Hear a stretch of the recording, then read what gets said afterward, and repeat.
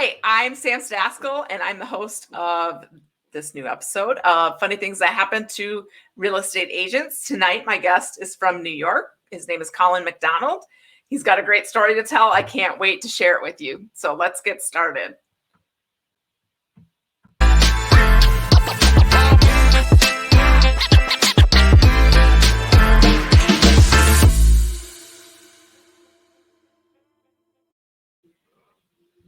Okay, so here he is, and he has a thick New York accent. I love it. So I hope you guys enjoy it.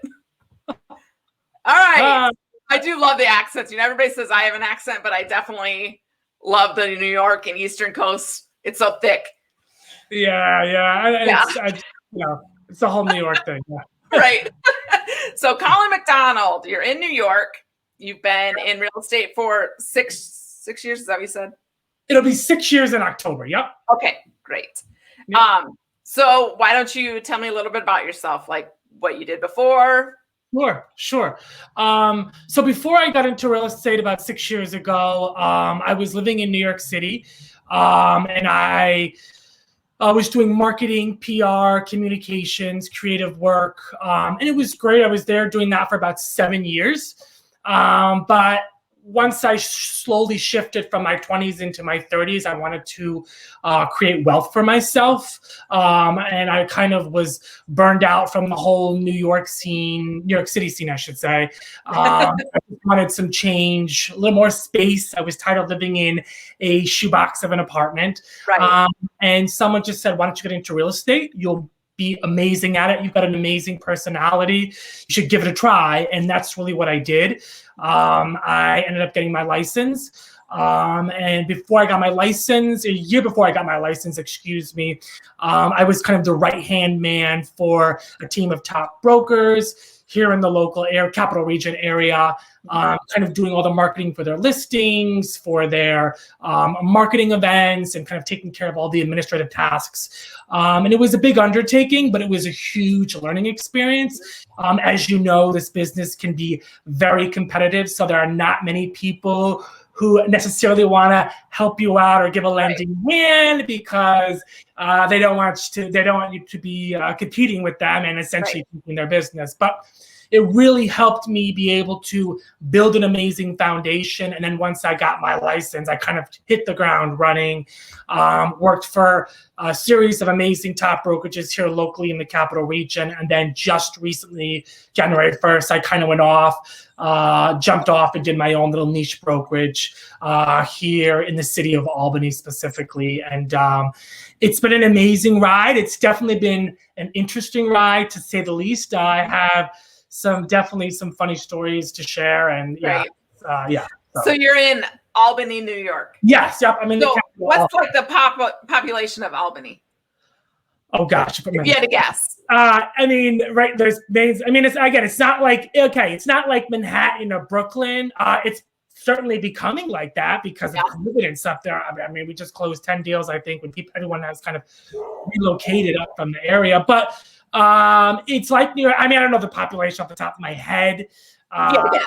If I had to guess, I would probably say there's probably, probably 1 million people. I'm not sure. So 1 million? Is that I don't know if it's 1 million, but yeah. Can I tell you how many people are in the area I live in? How many? So I'm in this small town in Wisconsin, and there's about 12,000. Wow. Yeah.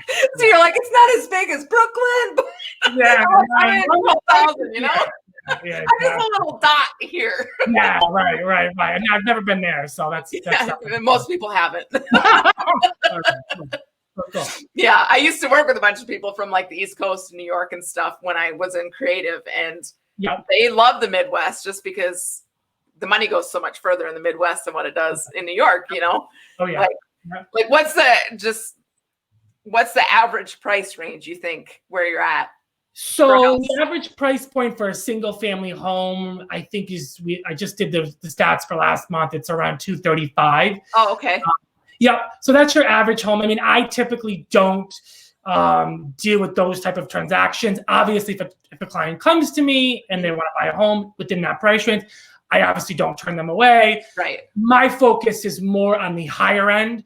And I also focus more on the higher end when it comes to multi-level. I personally work with a lot of investors, investment groups, holding companies, not only here locally, but in New York, Boston, San Francisco. Wow. And yeah, there are. I mean, surprisingly, there are a lot of people and groups that are actually looking at the capital region from an investment standpoint because they've been outpriced not only in the Hudson Valley, which is about an hour south of here and 2 hours north of New York City area.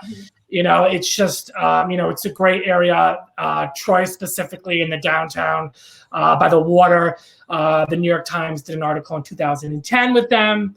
And it just kind of took off. Everyone from Brooklyn bought up, and now they've got buildings that are going that 12 years ago were going for $30,000 are now selling for upwards of $1 million+. Oh my God. Which is insane. So people kind of now have shifted their focus and saw that success in Troy.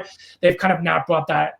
They've shifted their focus into Albany just because they've been outpriced in other areas in the state. So wow, that's awesome. Yeah. All right, so let's just dive into your story. Let's get into the meat and potatoes, right? Well, no, I'm just dying to hear because I didn't get to meet with you prior, so I haven't even heard your story yet. I know it's a good one though because I kind of read a little recap about it, so I know it's a good one. Yeah. So one of my most embarrassing moments probably happened about 6 months ago. I was meeting new clients for the first time. They were looking for their first investment property here in the city. It was like a beautiful fall day. And it was a morning time. None of us really had our coffee yet. So we weren't even caffeinated. It wasn't even circulating through the veins. And so I met them. It was a 3-unit building.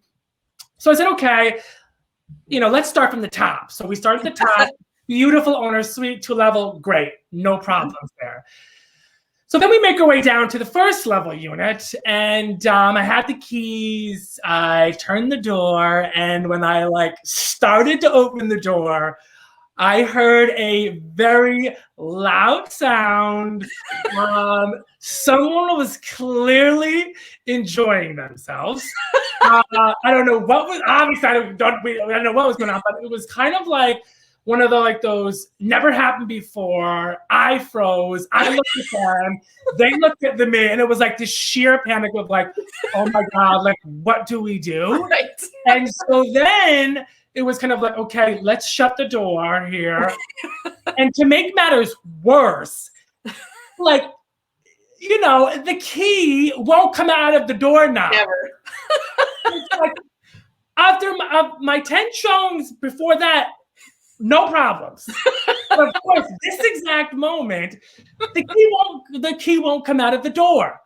So I'm literally sitting there juggling the key. Then I think in my head, I start to panic and say, oh my God, what if these people hear me and they think someone's breaking into their apartment while they're clearly in the deed? Right. Oh my God, they're going to come to the door. They're going to panic. They're naked. This is going to be, then they're going to call the cop. It's just going to be crazy scenario. I was please God, please. Release.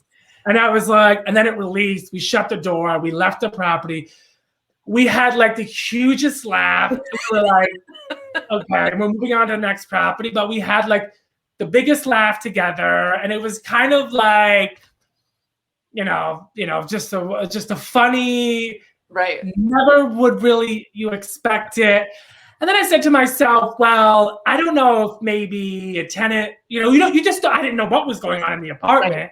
So I don't know if somebody were actually doing it or they were actually playing a porno on the TV and acting up to 20 because they didn't want anybody in their apartment. Right.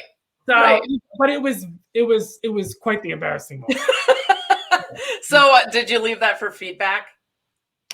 I did not. No, I didn't leave that for feedback because they put the tenants sometimes on the feedback. Oh, okay. I was afraid that the tenants they would know it was you. Yeah, and then it was oh God, I didn't want to make matters any worse than they were. So That's funny. That has not happened to me. I've heard of it happening a lot. Really? To other agents. It has not happened to me. I mean, I walked in on a bunch of college kids sleeping. They were sleeping. Oh, I was like, oh, okay. It was the same thing. We booked it out of there. I mean, the buyer just looked at me. He's like, "What do we do?" I'm like, "Run!" Oh, yeah. I mean, we've definitely, like, I've walked in on people sleeping. Right. Yeah. I mean that's awkward though. That's like for me, because I mostly just deal with multifamily, so I'm dealing with tenants who don't want to leave the apartment. They're not happy that the place is being sold. But it's like, yeah. So that was one story. And if we have time for another one. Oh, we have time. Okay. So I'll tell you another story. Tell me more. When I first started out in the business, I was kind of, really getting my feet wet. And again, it was a beautiful day. I was meeting clients for the first time. They were relocating to the capital region. She was coming in to do her residency at one of the local hospitals. And then her partner was an attorney. So we end up going to the house. I go inside and, I've got my khakis on, all dressed nice. First impressions. Yep. And then we go to the backyard and I'm showing them the backyard. And there was something in the back. And he had asked what it was and I didn't know what it was. So then I bent down to go and look and see what it was. Well, when I bent down, the seam of my pants from literally the crotch all the way up split. I remembered to put underwear on that day. And because it would have been a full moon, right? The moon even came out. And it was they chuckled, I chuckled. That guy had a long jacket on. Yeah. In the house, and then after that, I went home and changed my pants. But yeah, that was nothing better. It's one of those moments that you panic, but you realize it does happen to other people, But it's still just, like when I fell down and my dress was over my head. I mean, I was completely humiliated, you know. Right. But you have to laugh about it. They're going to laugh about you once they leave. Oh, yeah. I mean, the story they're telling at dinner that night. Oh, of course. Listen, we just met this realtor and. Yeah, you're not going to believe what happened, Yeah, he just, his pants split right in front of us, and yeah, exactly. Yep. Yeah. Sure. It's nuts. Yeah. I talked to somebody else who that happened to a man, and they split theirs, but they had, I think, an apron on from work, so it was able to cover it. I'm good. Okay, that's good. Good. Yeah. I'm just glad to hear when stuff like that happens to men too, and not just women. Sure, you guys. Yeah. So because it's totally a different business, I think, for women than it is for men, just in appearances and how people respect you, and not to say that men have it easier, they don't, but I'm just saying that women, we seem to try harder. I mean, there in this local. I mean, there are a lot of some of the power players in this local area are female. They run their little territories or their little areas. So. Yeah, I'm just saying that women are usually more people pleasers, and they're they're all about impressions, and trust me. But here's what I do. It's like a dating experience. You go on a date. The first time I meet you, I'm dressed up, but I'm not that type of realtor where I'm going to show up in a 3-piece suit and shiny shoes. I'm more of that realtor with the white button down, cool pair of khakis or denim, and a cool pair of sneakers. That's just who I am. Yeah. But then, today, I had a closing today. We've gone on a bunch of dates. We're now in kind of a relationship. It's kind of that relationship where you kind of fart in front of them or whatever. Smoke in your pajama pants. Well, it was a beautiful day here in New York. I wanted to go run in the park. So I said, I'm going to go running in the park before I do my final walkthrough and go to the closing. And then I showed up in my running clothes. But it was all it was all. That's funny. Yeah. So have you got any other stories? No, not that I can think of. What's the craziest thing that you've seen in a house there, since you're in a much larger city? I mean, I talked to somebody who had there was naked pictures everywhere, or they had a huge porn stash, or what kind of What's like the craziest thing? I cannot take credit for this story. That's all right. I'm going to say it. It's actually these fabulous two girls, Caitlin Montalvo and Brooks. They're with Howard Hanna, another local brokerage here. And when they heard about the hilarious story that I told you earlier, they told me of a story where I guess they were selling a house. And don't kill me, guys. I'm telling this story. But they were, I guess they had this big walk-in closet, and then there was this door with like, I don't know if it was a lot or a peephole, almost like a hotel style, whatever room or whatever. I don't know what was going on.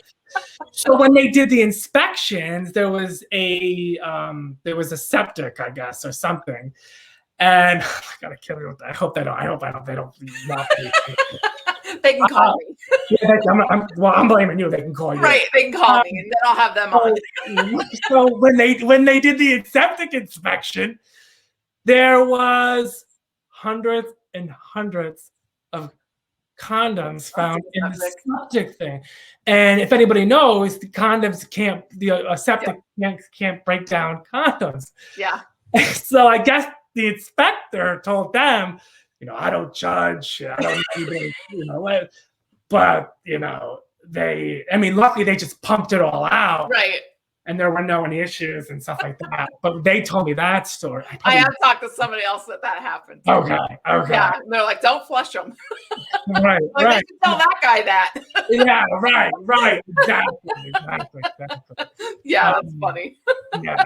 So that's that, and that's all. Like, yeah. I think one time there was like there was we were selling a multi-family in the park here in the city, and one of the tenants had like it was almost like wallpaper, and it was like new photos like all over the apartment, which like you cut them out of magazines and just I think I use it as like wallpaper. And it was just very awkward when it was like we were trying to like sell the property, and I told the new investor was like, "Yeah, we're gonna have to do something with this tenant." Yeah. To each their own, I guess. But yeah, there's sometimes that they should use a little bit of a filter when they're thinking about showing property. Oh, of course. Or like, for example, like especially with some of these multifamilies, because sometimes there'll be so many units to show. It's like, just show the best units. Like show the 3 best units. Just give an idea of what the condition layout of the property is. I get some people who are first-time investors. They want to see everything, but sometimes it's like, and then I was just with another showing an investment property. This guy on Monday, this past week, and it was just like the way these people live. I can't really say, but it's just some of the way these people live. It's just like. Yeah. You could pick up a mop every now, I just showed a property a couple of weeks ago, and it was a rental property, and my hand literally stuck to the handrail all the way up the steps. Not with COVID. No, I'd be like, seriously. Like, as soon as I got to my car, I was like, hand sanitizer. And then I'm like, I kind of want to go home and shower because, that wasn't even the extent of the dirt. But it was just going up. My hand was sticking. Yeah, that's the one thing we've walked into apartments, and like food that it's like that's been sitting on the counter over the stove, and you're like, really? How long has that been sitting on the counter? Like, really?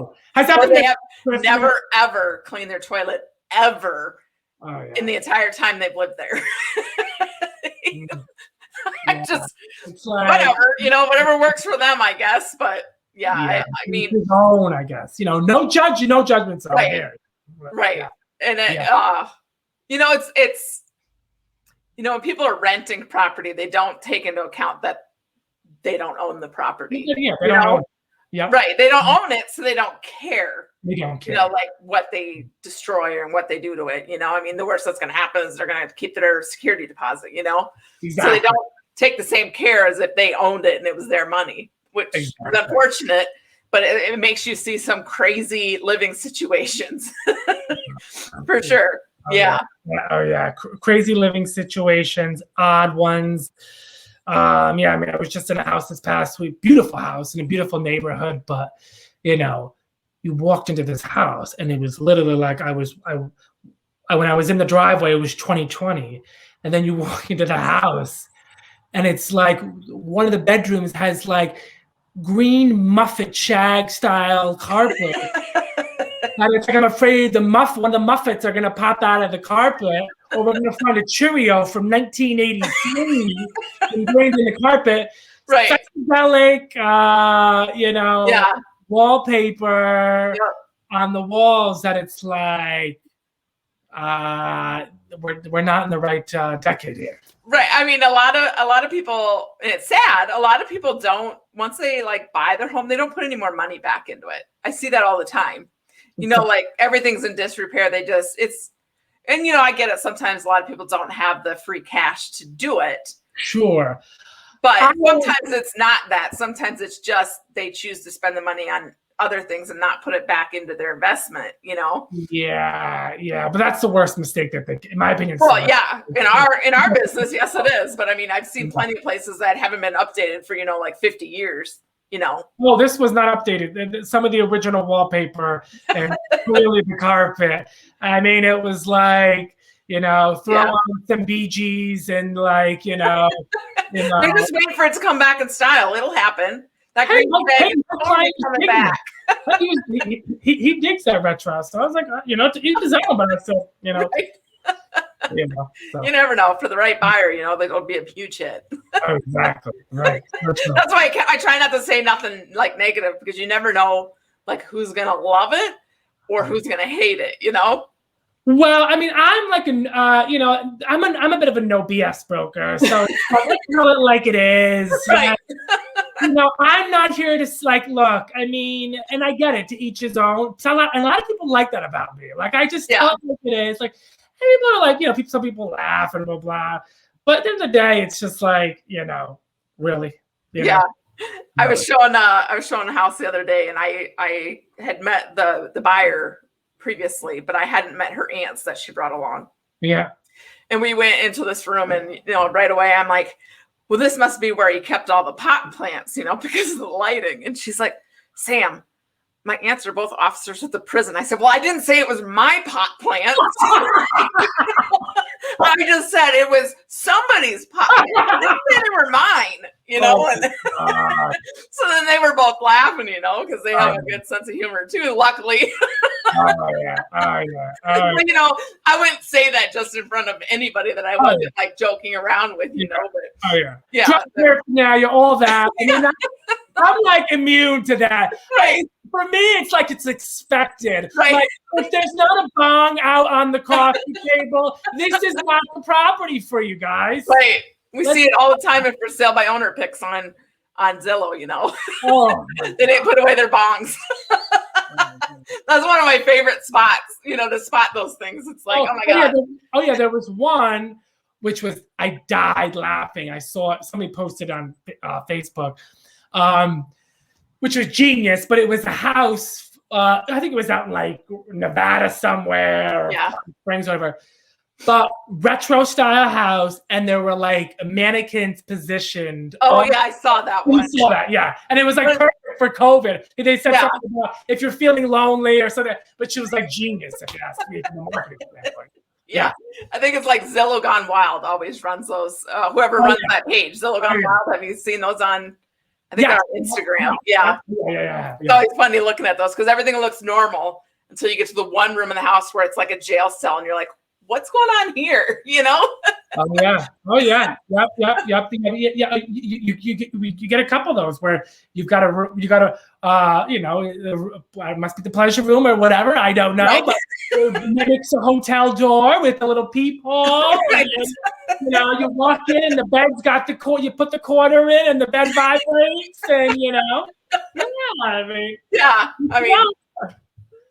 takes all kinds. Yeah. Exactly. All right. Well, this has been fun. It's been a complete joy talking to you. Thank you so much for coming on. Yeah. I'm going to pop you out for a minute, and I'll join you in a minute. Thank you, Colin. Yeah. All right. Like I said, I love his accent. It's got some funny stories. I'm sure it's a totally different market than what I'm used to here in Wisconsin, town of 12,000 versus New York, 1 million people. I bet I would run into all kinds of stuff there. But that's it for tonight. I hope you'll join us again, actually next week. I won't be live next week. I'll be out of town. So it'll be the following week with a new guest on Wednesday night live at 7 p.m. Central Time on both Facebook and YouTube. So make sure you check us out. Until then, I'll see you next week. I hope you enjoyed tonight's episode. I'm having so much fun with the show and with real estate, and none of this would have been possible had I not partnered with Chuck and Angela Fazio with eXp Realty. They've helped me grow and are helping me build my business. Yeah, it's our favorite thing to do, Sam. Chuck and I have been, top realtors in the industry. We've run top teams. We actually had the second largest independent single office brokerage in the world, but we shut it down so that we can move it over to eXp. And so now we get to spend all of our time working with brilliant people like you, helping you build your business in a variety of ways. So if you're interested in hearing about what it means to partner with me, with Sam, with my husband, Chuck, Michael, Reese, Jay Kinder, it can be done. We can all work together. So just give us a call.